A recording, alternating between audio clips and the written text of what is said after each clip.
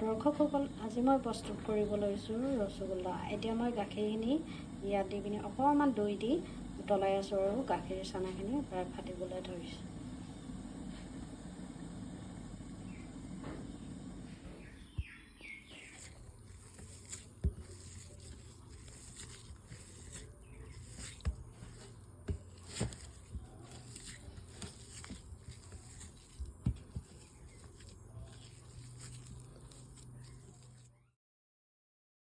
গোল গোল কৰি দি দিয়া হৈছে চেনি পানীত, আৰু এতিয়া উতলাই থাকিম অলপ দেৰি।